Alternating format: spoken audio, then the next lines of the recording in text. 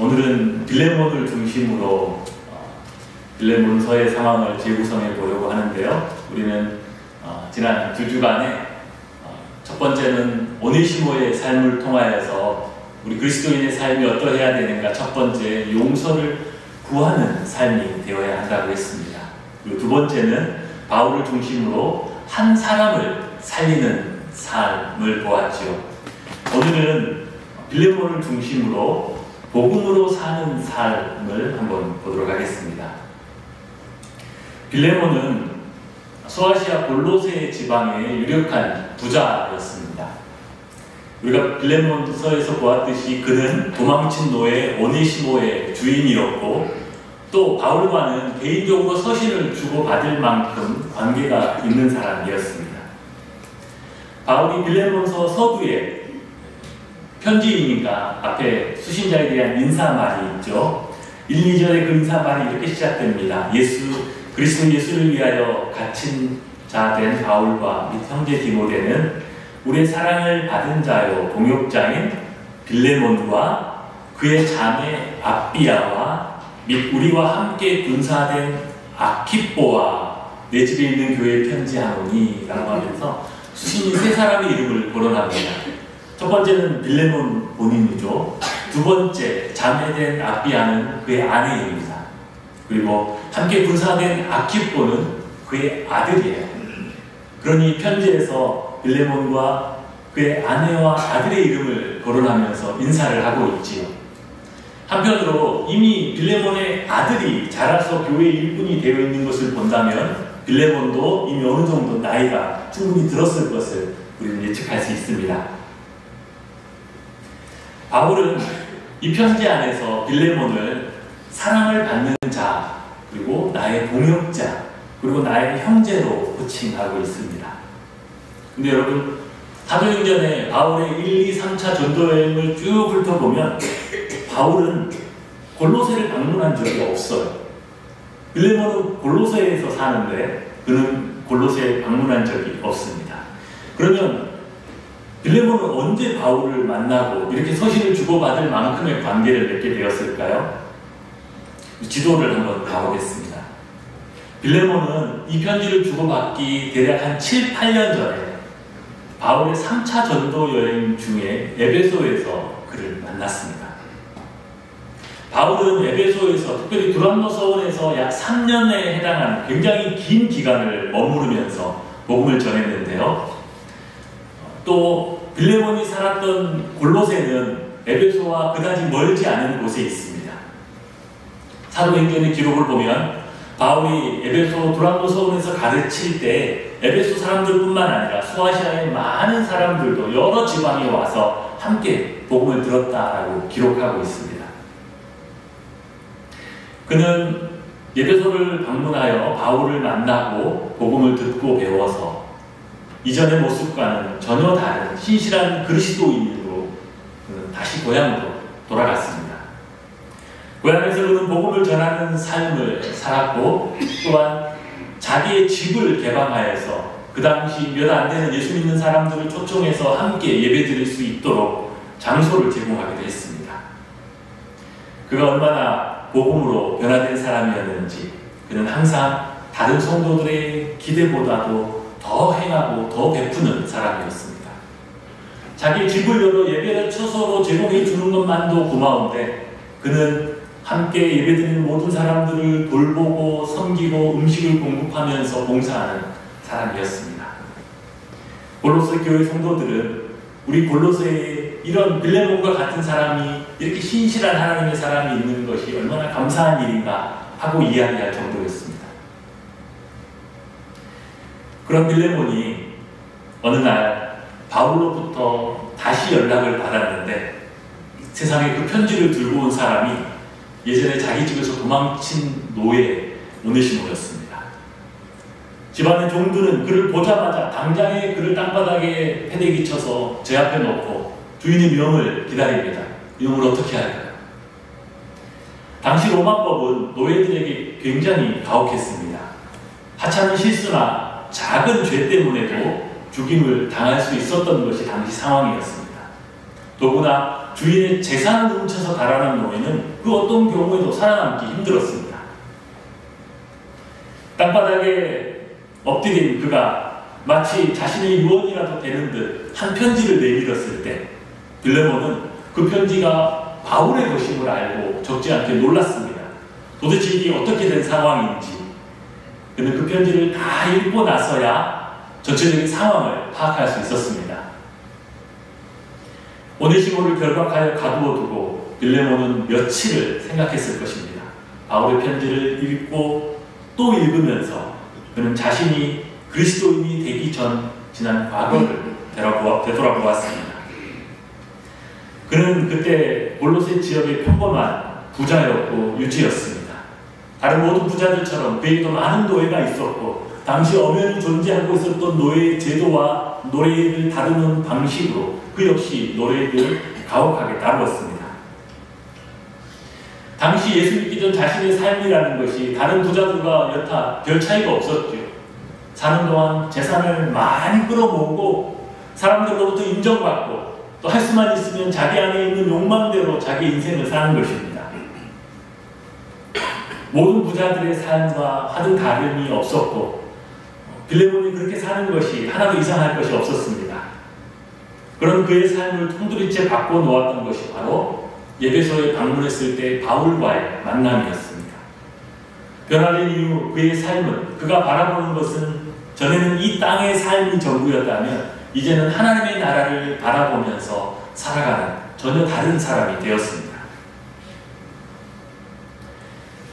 바울은 오네시모를 계속 자기 옆에 두고 복음을 위한 자기의 동역자로 삼고 싶었지만 빌레몬의 허락이 없이는 아무것도 하지 않기를 바랬습니다.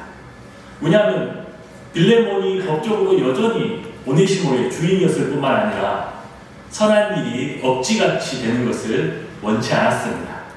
그래서 바울은 이렇게 오늘 편지를 써서 그에게 부탁하고 있습니다. 그런데 그 부탁의 내용이 당시 사회적으로는 절대 가능하지 않는 내용들이었습니다. 당시 노예제 사회에서 이런 부탁을 만약에 한다 그러면 아마 이 정도를 할 수 있을 것 같아요. 제발 나를 생각해서라도 오네시모를 죽이지만은 말아주십시오. 당신이 때리고 고문도 하고 가혹하게 다룰 수 있겠지만 나를 봐서라도 죽이지만은 말아주십시오. 영화 대사의 한 대목이 생각나죠. 살려는 드릴게. 혹시 그 대사를 아시는 분들이 있습니까? 바울의 이런 부탁은 살려만 주십시오라고만 해도 그 당시에는 과분한 것이었어요. 당시는 도망친 노예를 위해서 그런 부탁을 하는 사람도 없었겠거니와 주인들도 웬만해서는 결코 그런 부탁을 들어주지 않았을 것입니다. 그런데 바울은 16절에서 어떻게까지 부탁을 하냐면 이후로는 종과 같이 대하지 아니하고 종 이상으로 곧 사랑받는 형제로 둘 자라 라고 합니다. 이제부터 오네시모를 그를 용서하는 것뿐만 아니라 노예가 아니라 사랑받는 형제로 그를 대해달라고 합니다. 심지어 바울은 빌레몬에게 당신이 나를 영적인 스승으로 알진대 당신이 나를 대하듯이 그런 마음으로 오네시모를 대해 주십시오 라고까지 부탁합니다. 주변 사람들은 바울이 정말 무리한 부탁을 한다고 생각했겠지만 바울은 빌레몬을 알고 있었습니다. 21절에 나는 내가 순종할 것을 확신함으로 내게 써노니 내가 내게 말한 것보다 더 행할 줄을 아노라. 바울은 이미 확신하고 있었습니다. 빌레몬은 그가 변화되어 그리스도인이 된 이후의 모습으로는 내가 부탁한 것뿐만 아니라 그는 할 수만 있으면 내가 부탁하는 것이 아니라도 그것보다 더 행할 수 있는 사람이라는 것을 알았습니다. 빌레몬은 오네시모의 모든 것들을 다 용서했을 뿐만 아니라 그를 복음 안에서 함께 교제할 수 있는 형제로 받아주었습니다. 그래서 노예가 주인과 같은 자리에 앉아서 예배를 드리고 같이 대화하면서 교제하고 같은 식탁에 앉을 수 있기까지 했습니다. 빌레몬의 이러한 행동이 당시 주변 모든 이들 당시 주변 모든 노예 주인들뿐만 아니라 노예들도 놀라게 했을 것은 너무나 자명하지요. 그의 그런 결정과 행동은 당시 고대의 노예 제도에 대한 찬반을 초월하여서 노예 제도 자체를 유명무실하게 만들어버리는 복음의 능력을 그대로 보여주고 있었습니다. 그는 이 일을 바울의 부탁 때문에 억지로 마지못해서 하는 것이 아니라 스스로 자기의 마음의 자원함과 복음의 은혜를 따라 기쁨으로 하고 있었습니다. 바울은 갈라디아서 3장 28절에서 자신이 전하고 있는 이 복음이 어떤 것이냐에 대해 소개하면서 이렇게 말합니다. 복음으로 너희는 유대인이나 헬라인이나 종이나 자유자나 남자나 여자나 다 그리스도 예수 안에서 하나이니라. 이렇게 선포했던 복음의 능력이 당시에는 도저히 넘어설 수 없었던 노예 제도를 넘어서 현실로 드러나고 있었습니다. 예를 들어서 2장 13절 이하에서는 바울은 이렇게도 이야기합니다.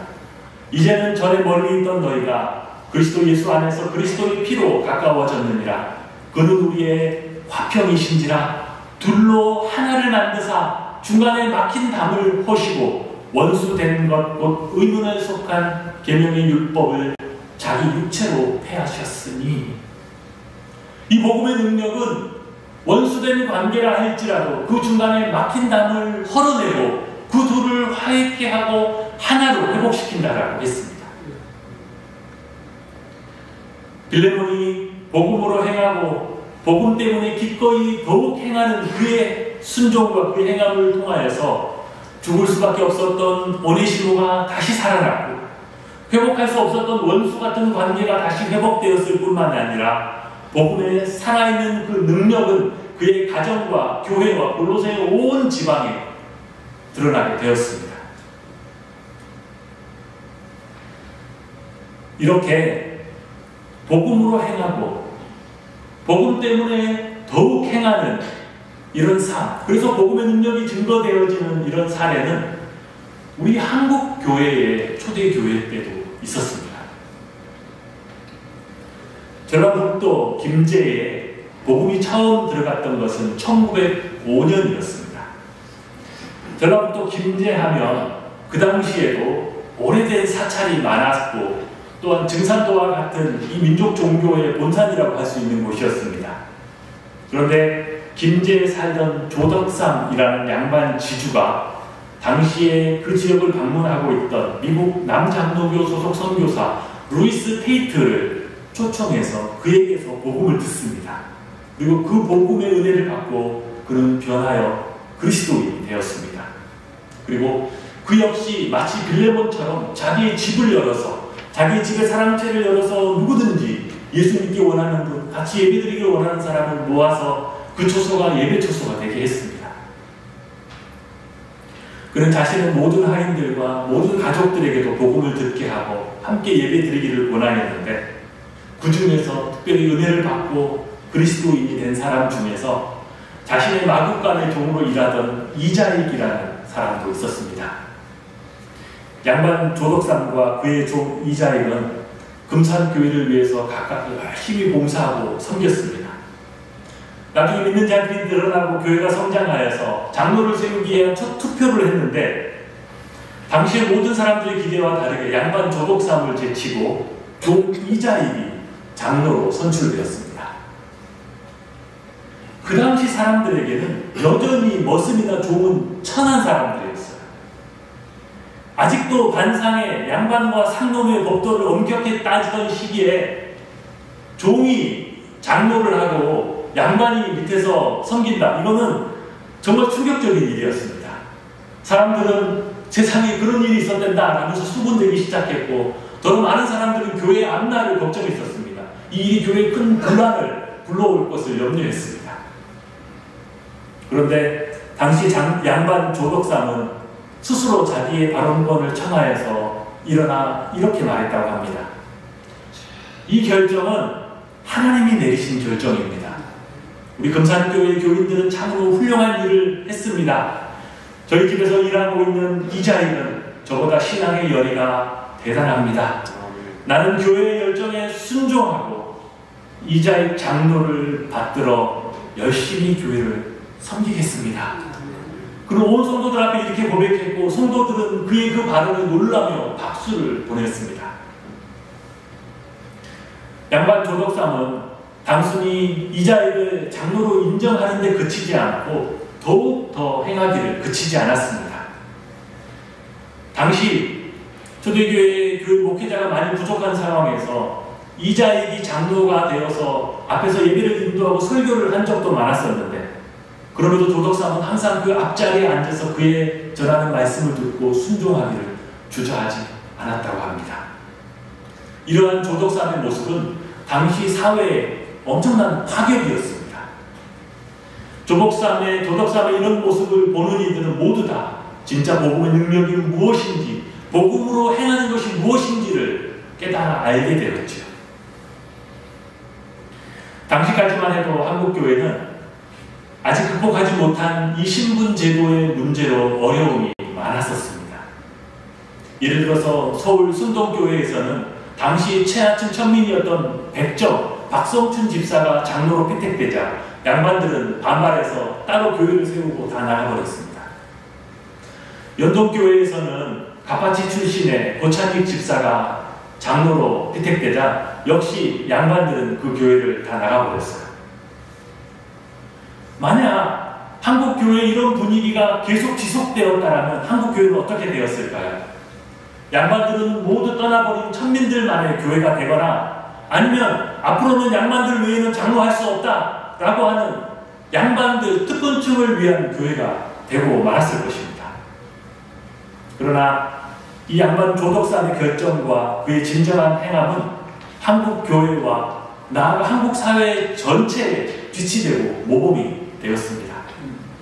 조덕삼의 행함 이후에 한국 교회는 이제 본격적으로 이 신분제의 문제를 뛰어넘기 시작했습니다.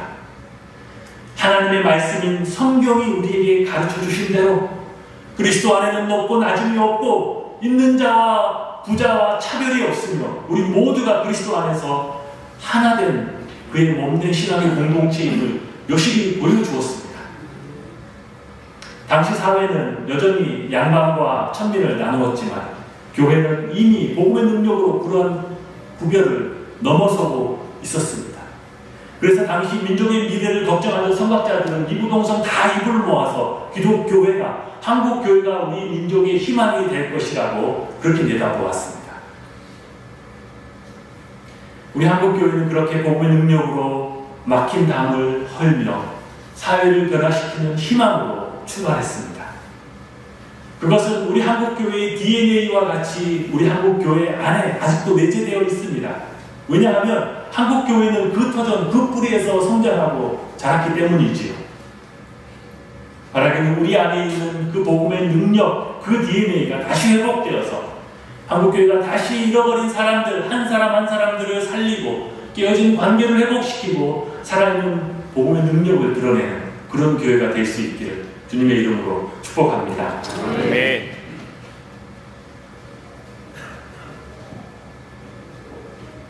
또한 복음의 능력으로 행하는 삶은 우리 자신의 신앙을 위해서도 너무나 중요합니다. 복음의 능력으로 행할 때 우리가 다른 사람들을 살리고 우리의 이웃과 우리의 사회에 복음을 비추어 유익을 끼치지만 우리의 신앙에도 생명력을 부여합니다. 자라지 않는 모든 것들은 퇴화하게 되어 있습니다. 우리의 신앙도 앞으로 나가지 않으면 뒤로 물러서게 되어 있어요. 제가 우리 개성분교회 오기 직전에 미국에서 섬겼던 이민교회에서 주로 장년 사역과 해외 선교부 사역들을 하면서 선교에 훈련된 또 헌신된 사람들을 훈련하는 일들을 했었는데요. 그때 대표적으로 시행하고 도입했던 훈련들이 미션 파트너스의 카이로스 선교 훈련이나 퍼스펙티브스 선교 훈련을 했었습니다.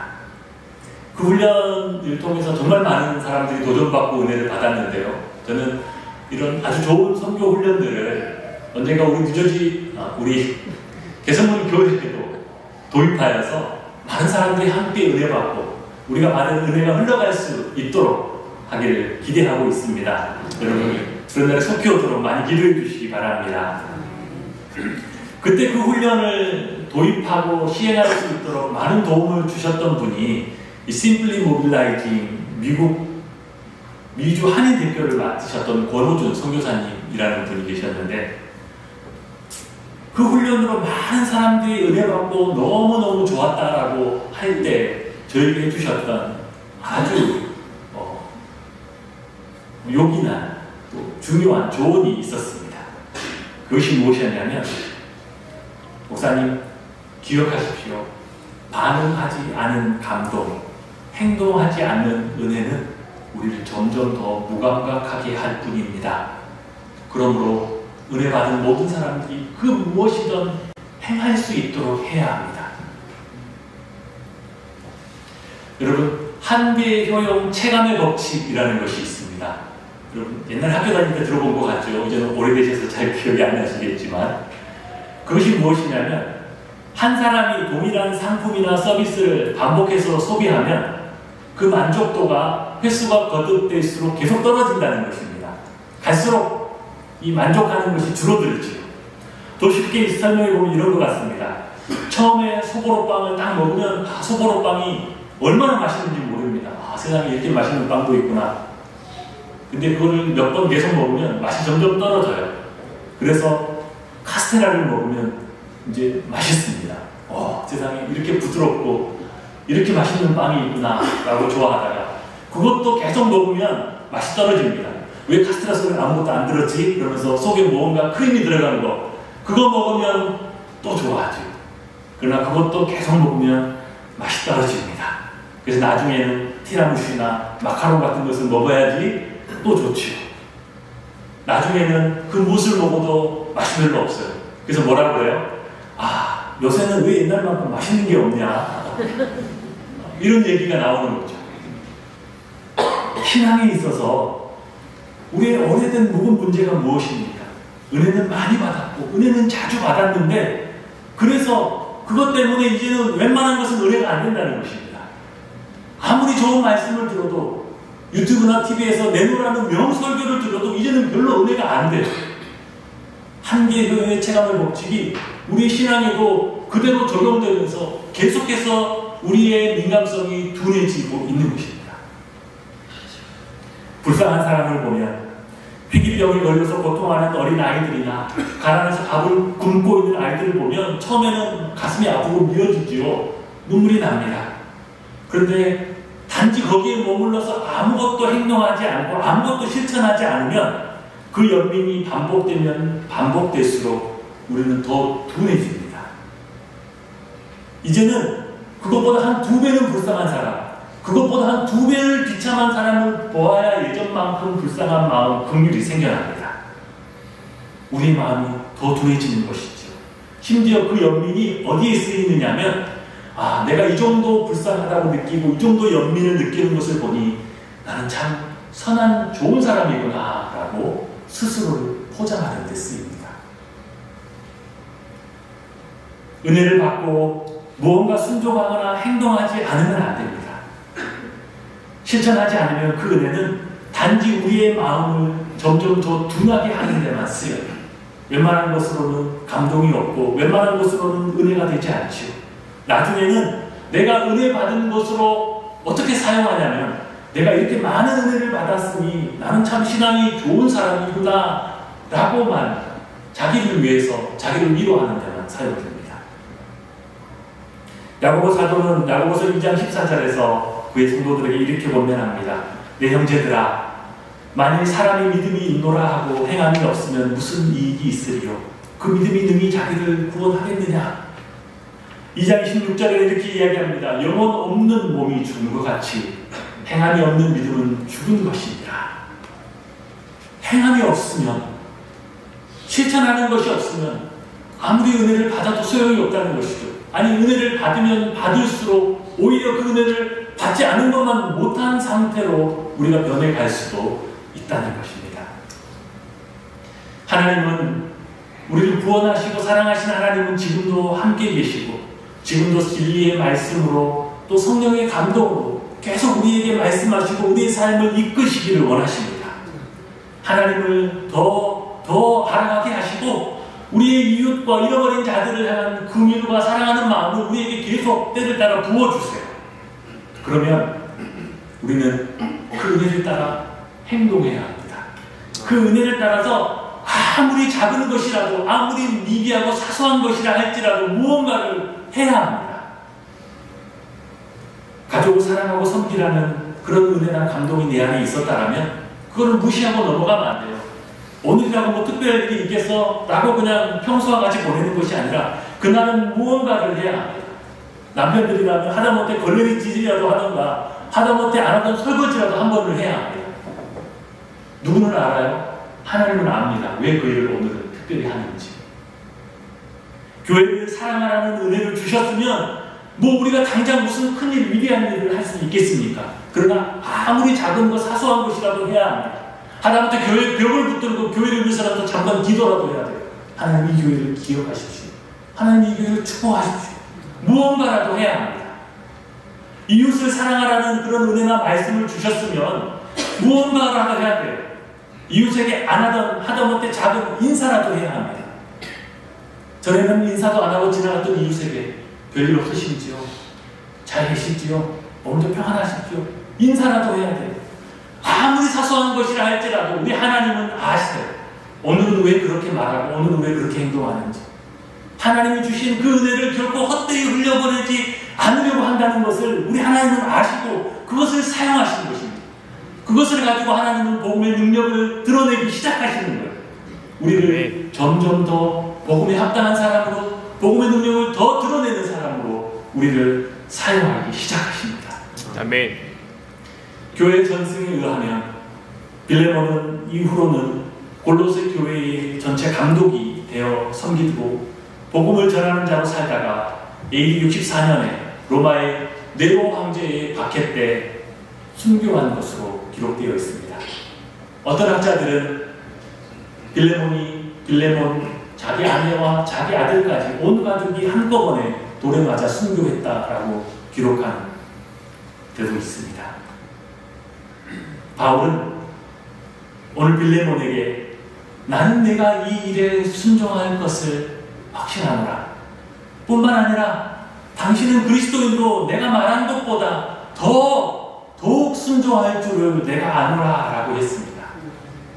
빌레몬은 그렇게 자신에게 임한 그 복음의 은혜를 따라 행동하고 실천하는 사람이었고 그 행함으로 그는 죽을 수밖에 없는 오네시모를 살리고 골로새 지방의 복음의 능력을 드러내었을 뿐만 아니라 자신의 신앙도 하나님 앞으로 계속 더 이끌어갔던 것을 우리가 발견할 수 있습니다. 그는 전체 교회의 감독이 되어 섬기고 그 자신도 자신의 생명까지도 하나님 앞에 드리는 자로, 존귀한 자로 서갔던 것입니다.